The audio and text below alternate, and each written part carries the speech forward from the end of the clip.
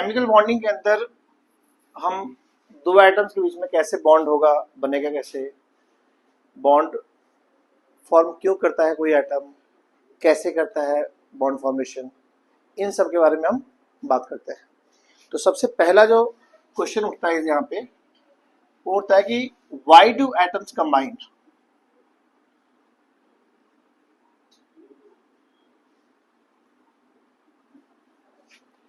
Atoms क्यों combine करता है, आप मुझे बताओ। कोई भी एटम कंबाइन होगा, ऑब्वियस सी बात है, अपने आप को स्टेबल बनाने के लिए।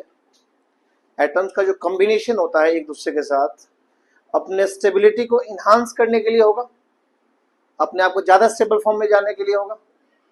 और तो मैं कह सकता हूं कि एटम्स कंबाइन करता है टू गेन स्टेबिलिटी। और कोई भी एटम स्टेबल कैसे बनेगा, अपना ऑक्टेट या डुप्लेट पूरा करके।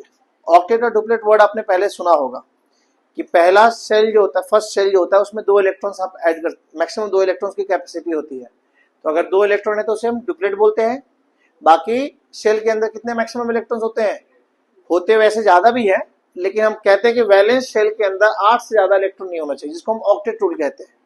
ठीक है, तो मैं कह सकता हूं to gain stability by completing its octet और डुप्लेट। ओके बच्चों, तो ऑक्टेट और डुप्लेट पूरा करने से क्या होता है, एटम्स के अंदर उसकी एनर्जी कम हो जाती है और by lowering its energy and by lowering its energy। ठीक है, अब अगर एनर्जी को कम करना है तो क्या करना होगा, सिस्टम को एनर्जी कम से कम देना होगा और सिस्टम से एनर्जी ज्यादा से ज्यादा निकालना होगा। अगर किसी सिस्टम की एनर्जी हमें कम करनी है तो 2 ही तरीका हो सकता है कि जब उसको एनर्जी देने की बारी आए तो कम से कम हम दें उसे, और जब उसमें से रिलीज करने की बारी आए तो ज्यादा से ज्यादा रिलीज हो। ज्यादा रिलीज होगा तो सिस्टम की एनर्जी अपने आप कम हो जाएगी, और कम गेन करेगा तो कम ही रहेगी फिर। यानी जब भी किसी सिस्टम के अंदर एंडोथर्मिक प्रोसेस हो रहा हो, एंडोथर्मिक का मतलब होता है एनर्जी गेन करना, तो जब भी किसी सिस्टम के अंदर एंडोथर्मिक प्रोसेस हो रहा हो, it must be minimum, it must have a minimum value, कम से कम गेन करना है ना। और जब भी किसी सिस्टम से एनर्जी निकल रहा हो, यानी एक्सोथर्मिक प्रोसेस हो, तो इट शुड बी मैक्सिमम। जितना एनर्जी ज्यादा निकले उतना सिस्टम के स्टेबिलिटी के लिए अच्छी बात है, क्योंकि by loss of more energy the energy of the system के डिक्रीजेस एंड स्टेबिलिटी इंक्रीजेस। ठीक है, तो आने वाले टाइम में आप देखेंगे कि जब भी एक्सोथर्मिक प्रोसेस होगा हम उसके वैल्यू को हायर रखेंगे, कोशिश करेंगे रखने का, और एंडोथर्मिक प्रोसेस में लोअर रखने की कोशिश करेंगे, ताकि सिस्टम एनर्जी कम गेन करे और ज्यादा रिलीज करे, ताकि ओवरऑल एनर्जी कम रहे, because minimum energy means maximum stability. ठीक है, तो इसी चीज को समझने के लिए हमें एक क्वेश्चन और देखना पड़ेगा कि how do atoms combine.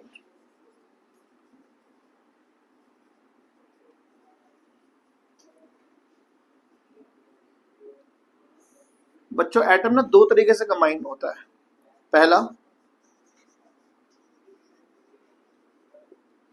Bye gain और loss of electron, and the second one is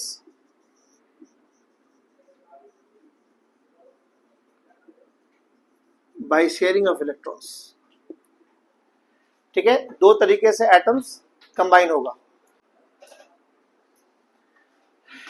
gain और लॉस से कैसा बॉन्ड बनेगा बच्चों,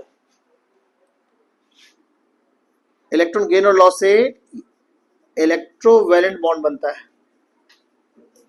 इलेक्ट्रोवैलेंट, और दूसरा नाम उसको क्या बोलते हैं हम लोग, आयनिक बॉन्ड। हाँ कि ना। और शेयरिंग से 2 तरह के बॉन्ड बनते हैं,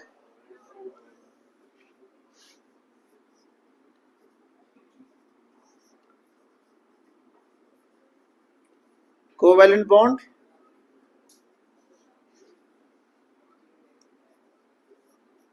डेटिव या इसी को हम कोऑर्डिनेट बॉन्ड बोलते हैं।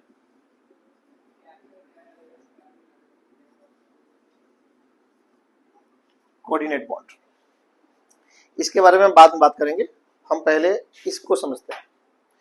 इलेक्ट्रोवैलेंट बॉन्ड में क्या होता है, एक एटम इलेक्ट्रॉन देगा और दूसरा एटम इलेक्ट्रॉन एक्सेप्ट करेगा, ठीक है। एग्जाम्पल के लिए अगर हम ले लें सोडियम, तो सोडियम के पास कितने वैलेंस इलेक्ट्रॉन होते हैं बच्चों, एक। क्लोरीन के पास कितने होते हैं, 7। इसने एक इलेक्ट्रॉन इसको दिया, ठीक है। कंडीशन क्या होगा, कंडीशन ये होगा कि जब सोडियम इलेक्ट्रॉन लूज करेगा तो इसको एनर्जी देनी होगी, यानी हमें एज ए सराउंडिंग सिस्टम को एनर्जी देनी होगी, ठीक है ना। यानी कि यहां पे सोडियम इलेक्ट्रॉन को लूज करने के लिए एनर्जी गेन करेगा, और जो एनर्जी गेन करेगा इसको हम क्या कहेंगे, बोलो।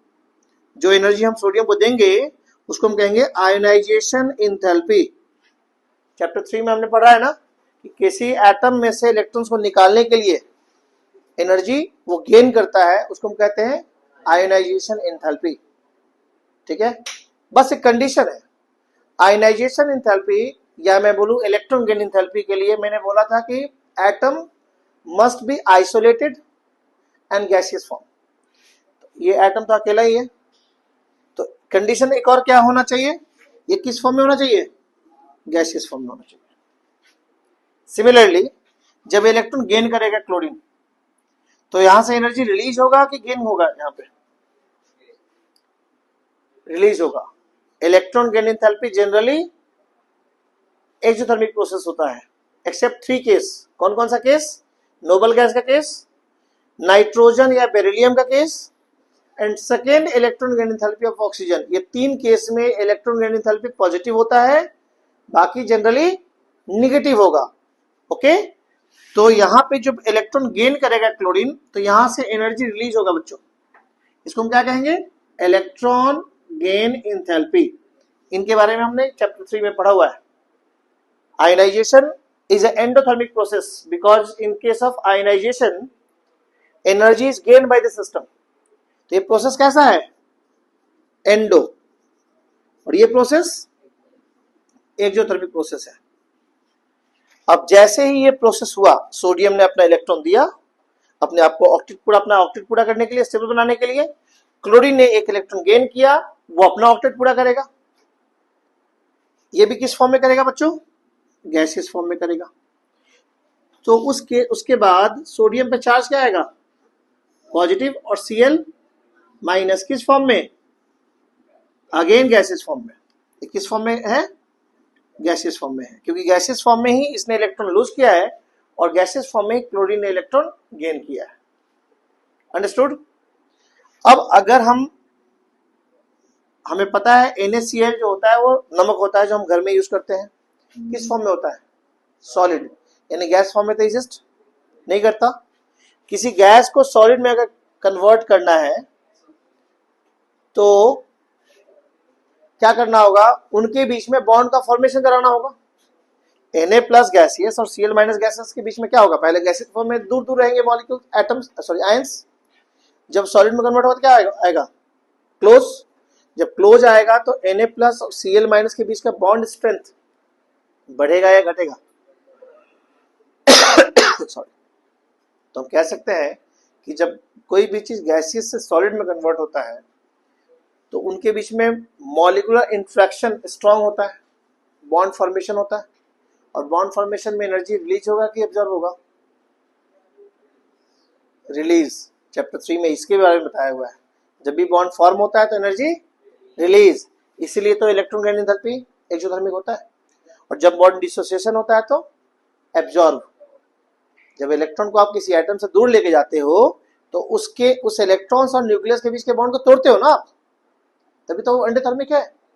और जब कोई इलेक्ट्रॉन लेकर आते हो किसी एटम के अंदर, तो उस इलेक्ट्रॉन और न्यूक्लियस के बीच में बॉन्ड फॉर्म होता है और बॉन्ड फॉर्मेशन में एनर्जी रिलीज होगा, इसलिए एक्सोथर्मिक है। चैप्टर 3 के वीडियोस को देखोगे आप, क्लियरली इस चीज को मेंशन किया हुआ है मैंने। अब मुझे बताओ, यहां से यहां का जो प्रोसेस है गैस से सॉलिड में, उसमें बॉन्ड फॉर्मेशन हुआ या बॉन्ड डिसोसिएशन हुआ, फॉर्मेशन में एनर्जी रिलीज और एब्जॉर्ब, रिलीज, तो यहां से एनर्जी क्या होगा, रिलीज होगा। ये जो एनर्जी रिलीज होता है ना, इसको हम कहते हैं lattice enthalpy, lattice enthalpy. Again lattice enthalpy is a exothermic process. अब मैंने स्टार्टिंग में बताया था कि सिस्टम अपने एनर्जी को क्या करना चाहता है, लो रखना चाहता है, और लो रखने के लिए क्या करना होगा, एंडोथर्मिक प्रोसेस हो तो कम से कम होना चाहिए, और एक्सो हो तो ज्यादा से ज्यादा। सिस्टम से जितना ज्यादा एनर्जी रिलीज हो उतनी अच्छी बात है, और सिस्टम जितना कम एनर्जी गेन करे उतनी अच्छी बात है।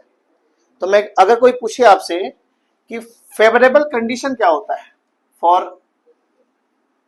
फॉर्मेशन ऑफ इलेक्ट्रोवैलेंट बॉन्ड, क्या फेवरेबल कंडीशन होगा, तो 3 फेवरेबल कंडीशन होता है। पहला, आयनाइजेशन एंथैल्पी मिनिमम होना चाहिए। First condition is minimum ionization enthalpy, क्योंकि गेन कर रहा है ना एनर्जी, तो गेन कम करना चाहिए। ये कैसा होना चाहिए, मिनिमम की मैक्सिमम, ऐसी था क्या होना चाहिए, मिनिमम की maximum. Second number, maximum electron gain enthalpy होना चाहिए बच्चों, क्योंकि ये एक्सोथर्मिक प्रोसेस है, सिस्टम से जितना एनर्जी बाहर निकले उतना बढ़िया। ओके, और लैटिस एंथैल्पी कैसा होना चाहिए सनाया, मैक्सिमम की मिनिमम है, मैक्सिमम ना, एक्सोथर्मिक है, सिस्टम से एनर्जी को बाहर निकालोगे तो जितना ज्यादा निकालो उतना बढ़िया है ना, क्योंकि जितना एनर्जी ज्यादा निकलेगा उतना उस सिस्टम की एनर्जी कम होगी, उतनी स्टेबिलिटी मैक्सिमम होगी।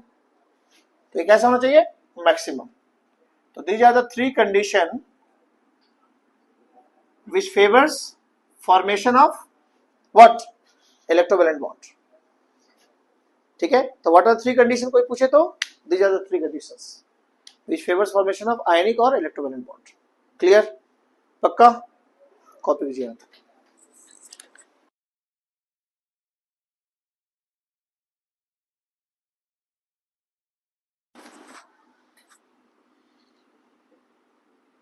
कोवेलेंट बॉन्ड और डेटिव बॉन्ड के में क्या डिफरेंस है, इस बॉन्ड में जो 2 इलेक्ट्रॉन है कोवेलेंट बॉन्ड में, ये दोनों इलेक्ट्रॉन में से एक इलेक्ट्रॉन ए का होगा, दूसरा इलेक्ट्रॉन बी का होगा, एक ए का दूसरा बी का, यानी म्यूचुअली शेयरिंग जब इलेक्ट्रॉन होते हैं करते हैं एटम्स, तो कैसा बॉन्ड बनेगा, कोवेलेंट बॉन्ड बनेगा।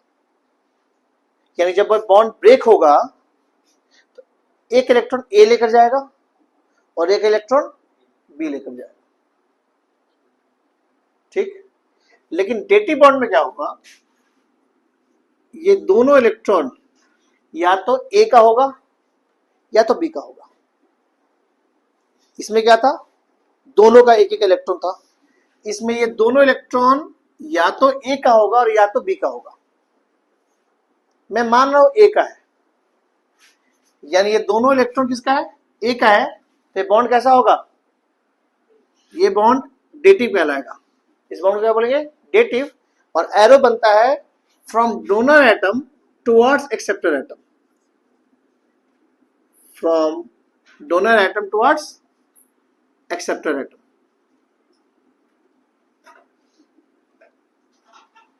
ठीक, यानी जब भी डेटिव बॉन्ड ब्रेक होगा बच्चों, ये दोनों इलेक्ट्रॉन किसका है, ए का ना, तो दोनों इलेक्ट्रॉन ए लेके अपना चला जाएगा, क्योंकि इस बॉन्ड के अंदर बी का तो कोई कंट्रीब्यूशन है ही नहीं ना। कोवेलेंट में क्या था, दोनों का कंट्रीब्यूशन था, तो बॉन्ड ब्रेक होने पे एक इलेक्ट्रॉन ए के पास गया, दूसरा इलेक्ट्रॉन बी के पास गया। यहाँ पे दोनों इलेक्ट्रॉन ए का है, इसीलिए उसको क्या बोलते हैं, ए को डोनर और बी को एक्सेप्टर। अब यहां तो मैंने आपको एरो दिखा दिया ना, तो एरो से पता चल गया कि ये डोनर है, दूसरा एक्सेप्टर है। डोनर के ऊपर एक चार्ज डेवलप होगा +1 चार्ज, और एक्सेप्टर पे -1। हालांकि ये चार्ज क्या है अभी 2 मिनट बताता हूं डिफरेंस। बच्चे पूछते हैं सर इलेक्ट्रोवैलेंट बॉन्ड में भी तो चार्ज होता है, Na+Cl-, इन दोनों में क्या फर्क है फिर इलेक्ट्रोवैलेंट बॉन्ड और डेटिव बॉन्ड में, सिंपल सा डिफरेंस है। इलेक्ट्रोवैलेंट बॉन्ड में इलेक्ट्रॉन्स का कंप्लीट ट्रांसफरेंस हो जाता है, यानी सोडियम ने एक बार अपने इलेक्ट्रॉन को क्लोरीन को दे दिया तो फिर वापस नहीं मांगेगा, कंप्लीट ट्रांसफर ऑफ इलेक्ट्रॉन होगा। इसके वजह से कंप्लीट चार्ज डेवलप होगा, सोडियम पे +1 और क्लोरीन पे -1, कंप्लीट चार्ज डेवलप होगा। लेकिन यहां पे इलेक्ट्रॉन्स का कंप्लीट ट्रांसफरेंस नहीं हुआ। जब तक ये बॉन्ड है तब तक दोनों शेयर कर रहे हैं, जैसे ही बॉन्ड टूटेगा ये दोनों इलेक्ट्रॉन अपना ए लेकर निकल जाएगा। वहां सोडियम ने इलेक्ट्रॉन दे दिया तो दे दिया, वापस नहीं लेने वाला, इसलिए इसको हम कंप्लीट चार्ज नहीं, इसको हम फॉर्मल चार्ज बोलते हैं। क्या बोलते हैं बच्चों? Formal charge. This is called formal charge. ठीक, इसके लिए कहानी समझिए कि मान लीजिए दो दोस्त हैं, दोनों ने मिलके कंपनी, एक कोई भी पार्टनरशिप में कोई काम शुरू कर रहे हैं, उसमें से अगर दोनों ने 50% इन्वेस्टमेंट किया तो कोवेलेंट बॉन्ड बना। जब वो पार्टनरशिप टूटेगा तो क्या होगा? 50% एक बंदा लेके जाएगा, दूसरा 50%। यहाँ पे कहानी अलग हो जाएगा। यहाँ पे क्या है कि दोनों में से एक के पास पैसे हैं और दूसरे के पास वक्त है, तो एक बोलेगा तो एक काम कर, मैं तुम्हें पूरा इन्वेस्टमेंट दे रहा हूँ, जितने का इन्वेस्टमेंट लगना है तुम इस पे काम करो और जो प्रॉफिट होगा 50% मुझे दे देना। तो जब प्रॉफिट बढ़ रहा है 50%, तो बाहर वालों को क्या लग रहा है कि उस कंपनी में दोनों लोगों का इक्वल शेयर है ना, तभी तो 50% बढ़ रहा है। लेकिन क्या इक्वल शेयर है क्या? बाहर से अगर मैंने क्या बोला, एरो हटा दूं मैं, तो क्या बाहर से हमें पता चलेगा कि कौन एक्सेप्टर है कौन डोनर है? हमें बस इतना पता चलेगा कि इसमें 50% इसका है, 50% इसका है। लेकिन आपस में आप लोग क्या करोगे, दोनों लोग क्या करेंगे, एक कहीं ना कहीं एक कागज बनाएंगे जिसपे ये चीज मेंशन होगा कि भाई इसमें सारा इन्वेस्टमेंट मेरा है, जब कभी भी पार्टनरशिप टूटेगा ये पूरा इन्वेस्टमेंट मैं लेके वापस हो जाऊंगा। फॉर्मल लेटर कुछ ना कुछ तो बनेगा ना। तो वैसे ये फॉर्मल चार्ज है, ये अंदर पता है एटम को, बाहर वालों के लिए नहीं। मतलब complete as a whole compound is a neutral, as a whole compound is a neutral. बस ये फॉर्मल चार्ज सिर्फ इतना इंडिकेट करेगा आपको कि इसमें डोनर कौन है और एक्सेप्टर कौन है। ठीक है, तो जो पार्टनरशिप टूटेगा तो क्या होगा, जिसने पैसे लगाए होंगे वो पूरा पैसा लेकर वापस हो जाएगा, दूसरे को बोलेगा तुमने टाइम लगाया है ना, तुम अपना टाइम लेके निकल, मैं अपने पैसे लेके निकलता हूं। ठीक है, लेकिन इस केस में तो ऐसा नहीं होगा। कोवेलेंट बॉन्ड में दोनों का 50% इन्वेस्टमेंट है, दोनों अपना 50% लेंगे, और इसलिए यहाँ पे होमोलिटिक फ्यूजन होता है। ऑर्गेनिक में मैं बताऊंगा इक्वली टूटता है।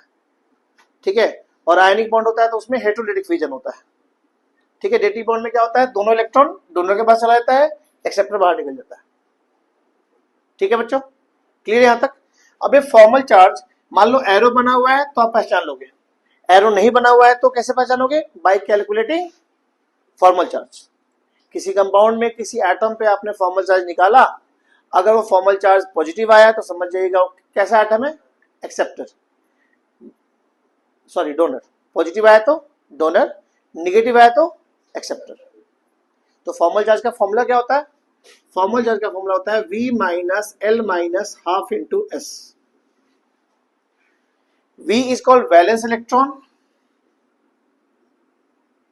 वैलेंस इलेक्ट्रॉन, वैलेंस इलेक्ट्रॉन जानते हो ना आप, इलेक्ट्रॉनिक कन्फिगरेशन करते समय जो आउटर मोस्ट शेल में होता है। L मतलब lone pair electron, lone pair electrons, और S मतलब shared pair electrons, shared pair electrons. बच्चों शेयर्ड पेयर इलेक्ट्रॉन्स को हम बॉन्ड पेयर इलेक्ट्रॉन्स भी बोलते हैं, यानी वो इलेक्ट्रॉन जो बॉन्डिंग में है उसको क्या बोलेंगे, बॉन्ड पेयर या शेयर्ड पेयर। और जो इलेक्ट्रॉन्स खाली है उसको लोन पेयर या अनशेयर्ड पेयर। ओके, कहने का मतलब है कि किसी भी वैलेंस शेल के अंदर जो इलेक्ट्रॉन्स होता है उसे हम वैलेंस इलेक्ट्रॉन बोलते हैं। वैलेंस इलेक्ट्रॉन का दो काम होता है, या तो बॉन्डिंग में पार्टिसिपेट करेगा या तो नहीं करेगा। करेगा तो उसे हम बॉन्ड पेयर इलेक्ट्रॉन्स या शेयर्ड पेयर इलेक्ट्रॉन्स बोलेंगे, और जो इलेक्ट्रॉन नहीं करेगा वो अनशेयर्ड या लोन पेयर इलेक्ट्रॉन्स बोलेंगे। ठीक, कोई दिक्कत? तो फॉर्मल चार्ज का ये आपका फॉर्मूला है, इससे आप फॉर्मल चार्ज निकालेंगे किसी एटम पे फॉर्मल चार्ज निकाला आपने, 0 आ गया, तो मानिएगा कि वो कोई डेटिव बॉन्ड वहां नहीं बन रहा है, वहां कैसा बॉन्ड है, कोवेलेंट बॉन्ड है। और अगर पॉजिटिव आ गया तो वो डोनर एटम है, निगेटिव आ गया तो एक्सेप्टर एटम है। एग्जांपल देखिए, अगर मैं ओजोन पे फॉर्मल चार्ज निकालूं तो बच्चों ओजोन का स्ट्रक्चर ये होता है। अब ये स्ट्रक्चर कैसे बना, हम एक दो क्लास में चीजों को समझेंगे। ये ओजोन का स्ट्रक्चर है। अब हम इसका फॉर्मल चार्ज निकाल रहे हैं इसके अंदर। बताइए मुझे, वैलेंस इलेक्ट्रॉन ऑक्सीजन के कितने होते हैं, 6 माइनस लोन पे इलेक्ट्रॉन्स कितने हैं यहाँ पे, 4 माइनस हाफ इंटू बॉन्ड कितने हैं, 2 बॉन्ड में कितने इलेक्ट्रॉन्स होंगे, तो शेयर्ड इलेक्ट्रॉन्स कितने हैं, 4। निकालोगे चार्ज कितना आया, 0। इट मीन्स कि इस बॉन्ड में कोई डेटिव बॉन्ड नहीं है। कैसा बॉन्ड है, कोवेलेंट बॉन्ड है। अब इसका निकालिए फॉर्मल चार्ज। वैलेंस इलेक्ट्रॉन बच्चों कितना होता है, 6 माइनस लोन पे इलेक्ट्रॉन्स 2 है, minus half into shared electrons, कितने बॉन्ड्स है इसके पास, 3 बॉन्ड में कितने इलेक्ट्रॉन्स, 6 इंटू 6 इक्वल्स टू +1 आया, +1, यानी ये डोनर एटम है। अब इसने डोनेट किया तो इसको तो किया नहीं, क्योंकि इस पर चार्ज 0 है, तो किसको किया होगा, यानी ये बॉन्ड कहीं ना कहीं डेटिव है। प्रूफ कर लेते हैं इसका निकाल कर। अगर इसमें +1 आया है, इस पर 0 आया, तो इस पर चार्ज क्या आना चाहिए, निकाल के देखते हैं जरा। Formal charge, valence electron, loan पे इलेक्ट्रॉन्स 6, देखो 6 इलेक्ट्रॉन्स हैं, minus half into shared electrons 2, एक बॉन्ड है ना, -1, यानी ये जो बॉन्ड है वो कैसा है, डेटिव बॉन्ड है। इसमें डोनर एटम कौन है, ऊपर वाला ऑक्सीजन इस इलेक्ट्रॉन को, इस ऑक्सीजन को इलेक्ट्रॉन दे रहा है। तो दीज आर फॉर्मल चार्ज तीनों पे। एक और एग्जांपल देखिए, सल्फर डाइऑक्साइड, इसका स्ट्रक्चर सिमिलर टू ओजोन होता है बच्चों, इसको बेंट शेप बोलते हैं। आगे वेस्पर थ्योरी पढ़ेंगे, वहां समझाऊंगा बेंट शेप स्ट्रक्चर क्या होता है ऐसा, ठीक है। अगेन इसका निकालिए formal charge, valence electron 6 minus lone pair 4 minus half into shared electrons 4, कितना आ गया बच्चों, 0। इस पे निकालिए वैलेंस इलेक्ट्रॉन सल्फर के पास क्या होता है, 6 minus lone pair 2 minus half into shared pair कितने, 6, कितना आ गया, +1, यानी ये डोनर है। इसमें निकालोगे तो formal charge 6 minus half into 2 -1, यानी ये बॉन्ड कैसा है, नेगेटिव है। कोई दिक्कत